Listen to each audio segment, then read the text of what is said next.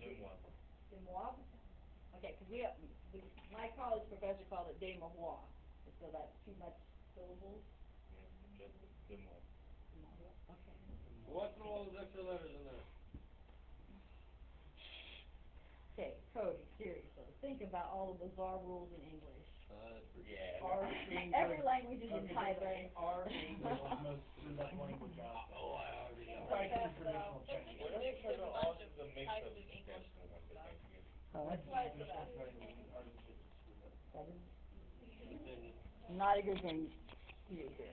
Okay, this is a mathematician. He's not one of the big names, but he's kind of second tier. He did some stuff here with trig. He did some other things that really helped with the development of calculus. So he's kind of a name to know. But his big theorem that he got named after him is how you take a complex number to a power.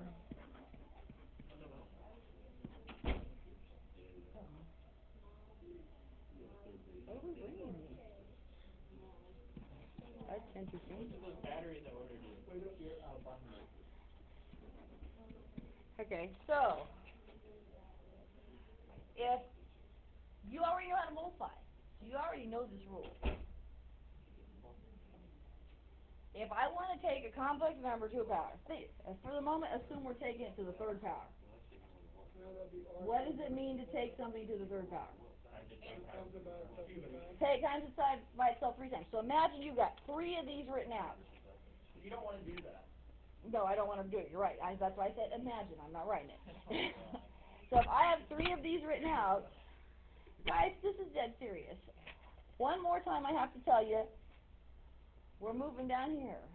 F1 times F2 times F3. Okay, so if I had 3 of those written out, what would I do to the R's? I'd have R times R times R, so that would make R cubed. So in general, it makes R to whatever power they're asking you to do. Okay, what did we do to the angles when we multiplied? We added them. So you'd have theta plus theta plus theta. So we add. Not cubed, you're adding. We add by the number. Wouldn't it be 3 thetas? Yeah. X plus X plus X is 3x. So it makes 3 theta. So in our case, since we're taking it to any power, we will say it just makes it n times theta. Whatever the power is, you take it times the angle. So it looks weird as a, better put that in parentheses, maybe that'll make it make. So you take r to the power and you multiply the angle.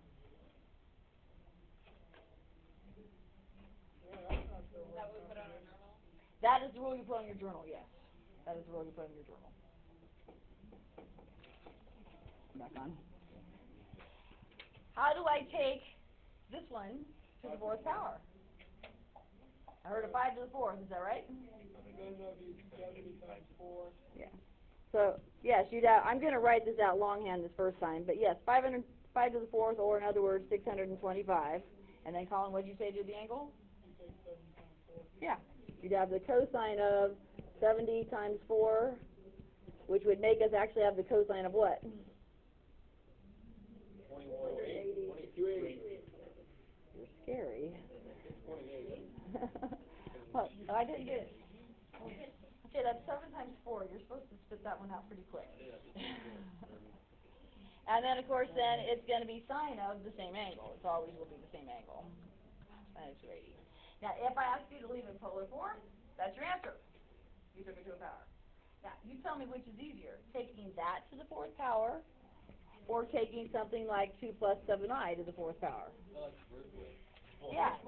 In polar form, it is so simple to take a complex number to a power. So that's why we like polar form for certain things. It's way easier to do that algebraically. It's a pain. To do it this way, it's quick and easy. That if they say leave in polar form, you're done. Okay. Now let me show you a full out fun one. Imagine doing this one algebraically. I want to take that lovely complex number to the 6th power. How much fun would that be?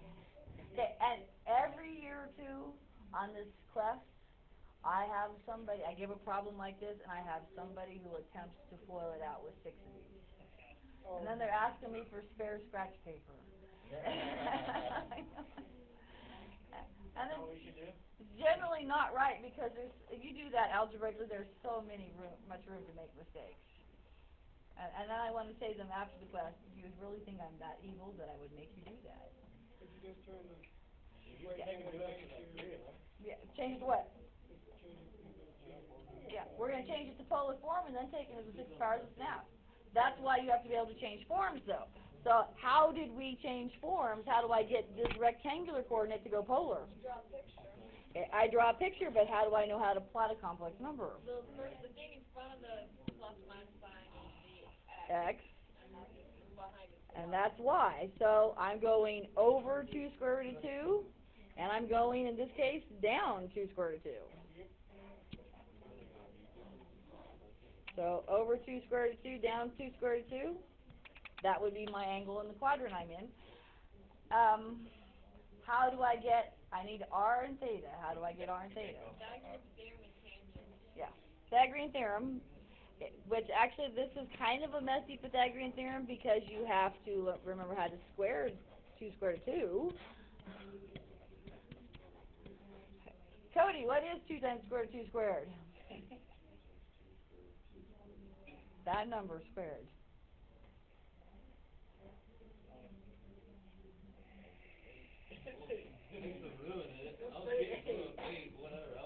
Okay, square the 2 is 4, square the square root just means it's 2, so it's 8. So I actually have 8 plus 8.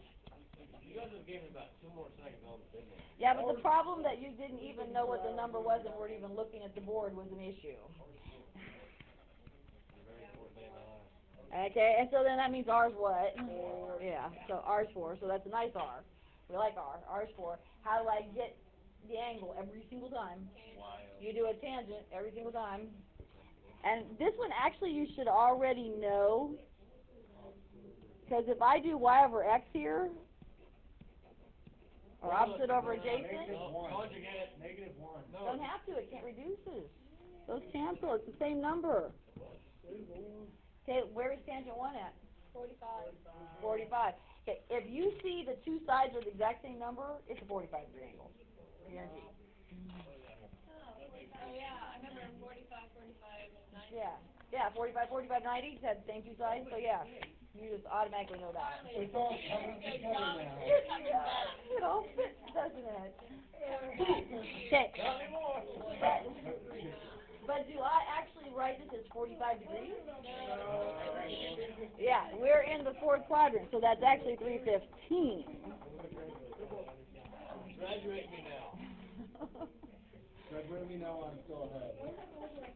Okay, so what I actually did is I just found polar form. Now here's where we tend to solve, particularly if we haven't done our homework in practice. Okay, why was I turning it into polar form? So you could do the Because you wanted us to do something with it. I wanted to take it to the 6th power, and that's the problem. You get so busy turning it into form, and then people quit right there, and they forget they were supposed to take it to the 6th power. R is 4, angle 315. Okay, so now the whole purpose was so I could take it to the 6th power. That whole new thing to the 6th power. Okay, so then you're going to have to go, what's 4 to the 6th power? Thank you, 4,096. And then what am I doing to the angle? I'm timesing it by 6, which is 1890.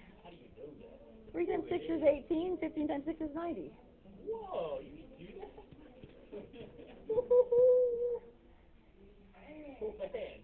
300 times 6 will be 1,800. You just do it in pieces.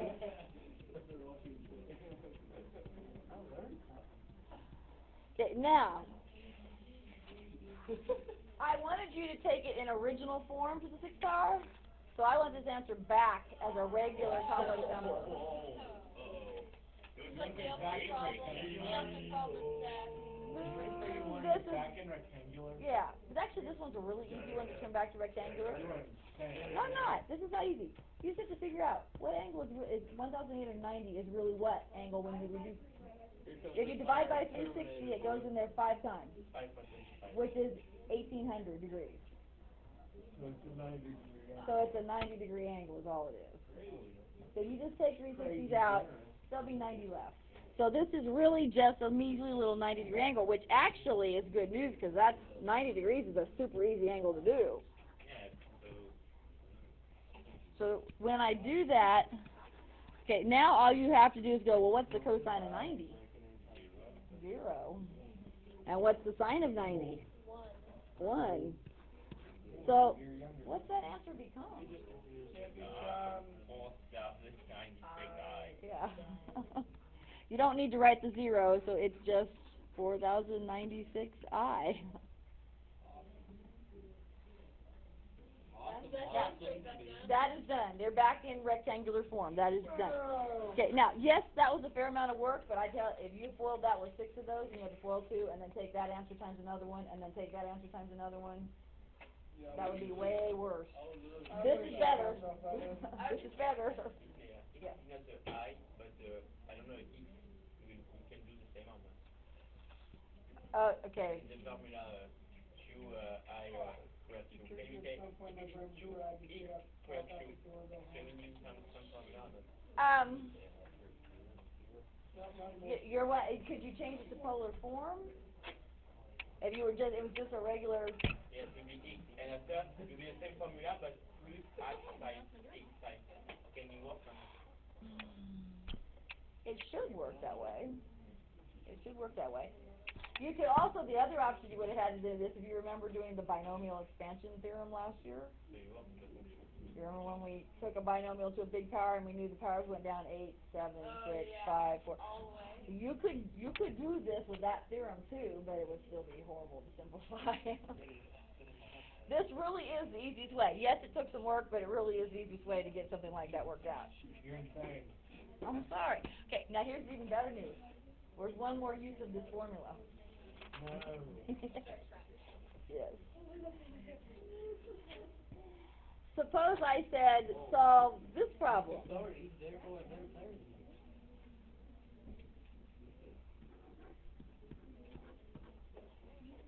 if I say no?